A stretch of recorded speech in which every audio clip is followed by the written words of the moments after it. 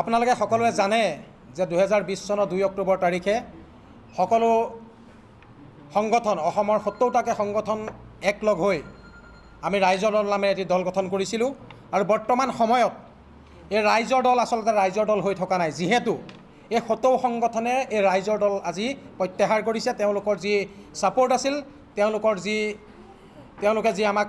support দিছিলে সেয়া support তেওঁলোকে উঠাই লৈছে গতিকে আজিৰ পৰা যে ৰাইজৰ দল অসমত আছে সেই কথা ক'ব নোৱাৰে যেহেতু নিৰ্বাচন আয়োগত যি নাম পঞ্জীয়ন কৰিব লাগে আচলতে যি ৰেজিষ্টাৰ কৰিব লাগে এটা দল হিচাপে সেয়া আমাৰ নিৰ্বাচনৰ আগত হৈ নুঠিছিলে এতিয়া যেহেতু ৰাইজৰ দল ইতিমধ্যে প্ৰত্যাহাৰ কৰিছে তেওঁলোকৰ যি সাপোৰ্ট আছিল সেয়া প্ৰত্যাহাৰ কৰিছে গতিকে এতিয়া আৰু ৰাইজৰ দল হিচাপে ৰেজিষ্টাৰ কৰি লাভ নাই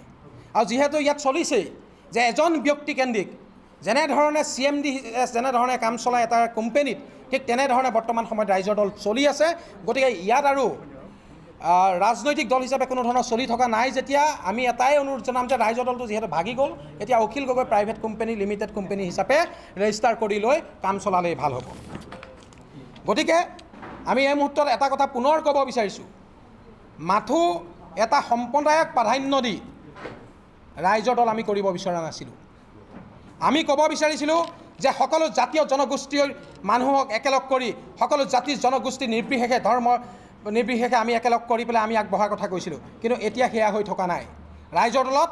মাথো এটা সম্প্ৰদায়ক গুৰুত্ব প্ৰদান কৰা দেখা পোৱা গৈছে যেনেধৰণে আমি কৈ আছিলোঁ যোৱা সময়ছোৱাত যে বিজেপি সাম্প্ৰদায়িক দল কংগ্ৰেছ সাম্প্ৰদায়িক দল তাতোতকৈ বেছি সাম্প্ৰদায়িক দল হিচাপে গঢ় লৈ উঠিছে বৰ্তমান ৰাইজৰ দল গতিকে আমি বহিৰাগতৰ মানুহক আশ্ৰয় দিয়া কথা আমি ক'ব নিবিচাৰোঁ আমি ক'ব বিচাৰোঁ অসমৰ খিলঞ্জীয়া খাটি খোৱা মানুহৰ দপদপনি চলাৰ এখন অসমৰ কথা আৰু এতিয়া দেখিছে আপোনালোকে যে অসম বিৰোধী মন্তব্য দি অসমীয়া দাদাগিৰি নচলিব বুলি কোৱা মানুহক আনি ৰাইজৰ দলত বৰপিয়া পাৰি দিছোঁ ৰাতিৰ ভিতৰত আহি সাধাৰণ সম্পাদক হ'ব ৰাতিৰ ভিতৰত আহি পেলাই টিকেট পাব এনেকুৱা ধৰণৰ কথাটো আমি ভবা নাছিলোঁ এনেকুৱা ধৰণৰ কথাটো হ'ব বুলি ভবা নাছিলোঁ পৰৱৰ্তী সময়ত অকল এজন ব্যক্তিয়ে নহয় তেনেকুৱা বহু জিলাত হৈছে এতিয়া ইতিমধ্যে আপুনি যদি কয় মোৰ নিজৰ গৃহ জিলা লখিমপুৰৰ কথা কওঁ লখিমপুৰৰ আমাৰ সাধাৰণ সম্পাদক আৰু সভাপতিয়ে ইতিমধ্যে তেওঁলোকে পদত্যাগ পত্ৰ দিছে তেওঁলোকে ইতিমধ্যে ওলাই গৈছে যে ৰাইজৰ দলত নাই আমি তেওঁলোকে পদত্যাগ পত্ৰ গ্ৰহণ কৰিলে যিহেতু সংবাদ মাধ্যমত এই কথাটো আনিব বিচৰা নাছিলোঁ এইটো কাৰণেই কাৰণ ৰাইজৰ দলটো আমাৰ এটা সপোনৰ দল আছিল ৰাইজৰ দলটো আমি বহু আস্থা আকাংক্ষা বিশ্বাস ৰাখি আমি ৰাইজৰ মাজত প্ৰতিষ্ঠা কৰাৰ চিন্তা কৰিছিলোঁ ঐক্যবদ্ধ আঞ্চলিকতাবাদ প্ৰগতিশীল এই শব্দকেইটাৰ প্ৰকৃতাৰ্থত মূল্য আমাৰ এই CMD জনে নাজানে গতিকে এই শব্দকেইটাৰ মূল্য এইটো কাৰণে নাজানে বুলি কৈছোঁ তেওঁলোকে কৈছিল যে আমি নিৰ্বাচনৰ আগত আমি কৈছিলোঁ আমাৰ ভাষণত আমি কৈছিলোঁ যে ৰাষ্ট্ৰীয়তাবাদী দলৰ লগত আমি মিত্ৰতা নকৰোঁ তেতিয়াহ'লে কংগ্ৰেছৰ নেগুৰত ধৰি পেলাই কংগ্ৰেছৰ পিঠিত উঠিবলৈ কিয় আমি দৌৰি ফুৰিছোঁ আমি কংগ্ৰেছৰ পিঠিত কিয় জঁপিয়াই পৰিছোঁ এদিন কোনোবা এজন নেতা ভাল লাগে বুলি ক'ব এদিন কোনোবা এজন নেতা ভাল লাগে বুলি ক'ব আমি আগতে দেখিছিলোঁ অৰবিন্দ কেজৰিৱালক বহুত প্ৰশংসা কৰে আজি কিছুদিন আগত দেখিলোঁ মমতা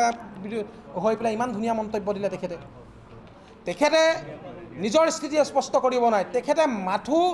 ব্যক্তিকেন্দ্ৰিক আৰু তেখেতৰ নিজৰ মুনাফা আদায় কৰাৰ স্বাৰ্থত আজি উঠি পৰি লাগিছে গতিকে আমি আৰু বিশেষ নকওঁ আৰু তাতকৈ যদি বেছি ক'বলৈলগীয়া হয় তেতিয়াহ'লে আমি পৰৱৰ্তী সময়ত নিশ্চিতভাৱে আমি ক'ম আপোনালোকক সংবাদ মাধ্যমৰ যোগেদি আৰু এটাই কথাই কৈছোঁ যে আজিৰ পৰা আৰু ৰাইজৰ দল বুলি কোনো দল অসমত নাই